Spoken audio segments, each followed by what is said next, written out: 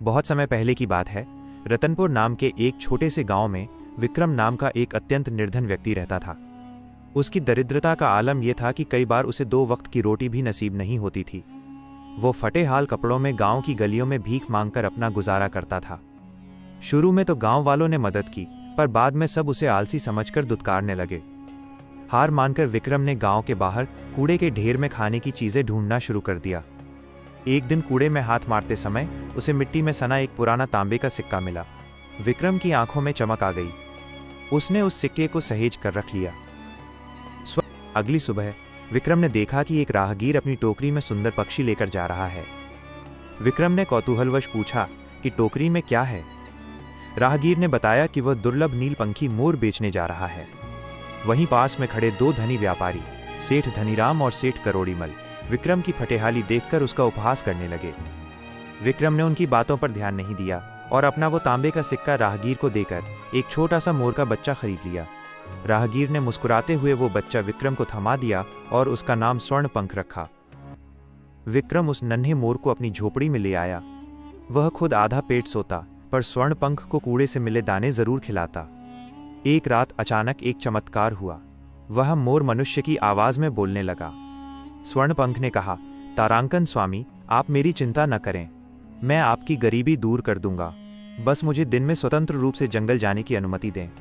विक्रम हैरान था, पर उसने अनुमति दे दी। स्वर्णपंख रोज जंगल जाता और शाम को लौट आता।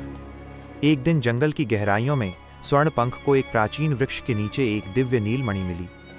वो नीलमणि इतनी कीमती थी कि उससे पूरा साम्राज्य खरीदा जा सकता था। स्वर्णपंख ने सोचा कि अगर वो ये मणि विक्रम को देगा तो लोग उसे चोर समझकर मार डालेंगे। इसलिए उसने इसे सीधे पड़ोसी राज्य के राजा सूर्य प्रताप को भेंट करने का निर्णय लिया। स्वर्णपंख अपनी चोंच में वो नीलमणि दबाकर उड़ता हुआ राजा सूर्य प्रताप के दरबार पहुंचा। उसने राजा से कहा कि उसके स्वामी राजकुमार विक्रम ने ये तुच्छ भेंट भेजी है और वे उनकी सुपुत्री राजकुमारी चंद्रलेखा से विवाह का प्रस्ताव रखना चाहते हैं। राजा उस दिव्य मणि को देखकर दंग रह गए और तुरंत विवाह के लिए तैयार हो गए। स्वर्णपंख वापस लौटा और एक योजना के तहत विक्रम को नदी किनारे ले जाकर उसके पुराने कपड़े छिपा दिए। जब राजा की सेना वहां पहुंची तो स्वर्णपंख ने शोर मचाया कि डाकुओं ने उसके स्वामी का सब कुछ लूट लिया है। राजा ने तुरंत विक्रम के लिए शाही वस्त्र और घोड़े भेजे। नहा धोकर और शाही वस्त्र पहनकर विक्रम का चेहरा चमक उठा। भव्य समारोह के साथ विक्रम और राजकुमारी चंद्रलेखा का विवाह संपन्न हुआ। विवाह के बाद स्वर्णपंख एक और मिशन पर निकला। वो एक रहस्यमय नगर शून्यपुर पहुंचा, जहां एक 7 सिरों वाले भयानक काली नाग का आतंक था। उस नगर के महल में अपार खजाना था, पर सब वीरान पड़ा था।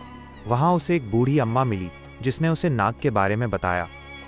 स्वर्णपंख ने हार नहीं मानी। जब नाग महल में दाखिल हुआ तो स्वर्णपंख ने अपनी चोंच और पंजों से एक पुरानी तलवार संभाली और एक एक करके नाग के 7 सिर काट दिए। इस भीषण युद्ध में स्वर्णपंख लहूलुहान हो गया, पर उसने नगर को आजाद करा दिया।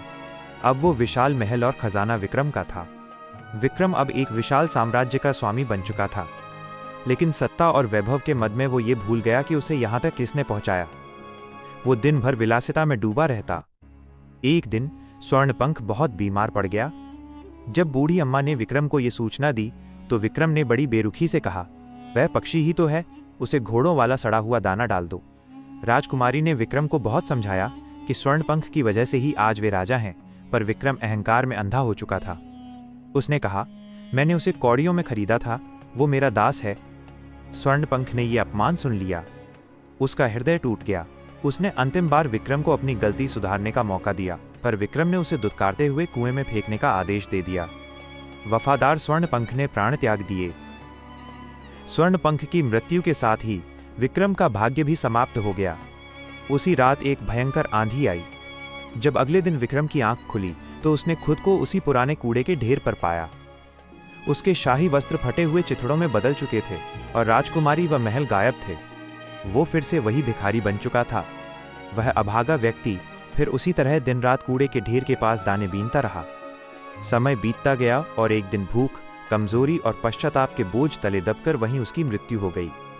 दूसरी ओर राजकुमारी चंद्रलेखा अपने पिता के पास सुरक्षित पहुंच गई, क्योंकि वे स्वर्णपंख का सम्मान करती थीं। सीख: जो व्यक्ति मुश्किल समय में साथ देने वालों का उपकार भूल जाता है, समय उसे वापस वहीं पहुंचा देता है जहां से उसने शुरू किया था।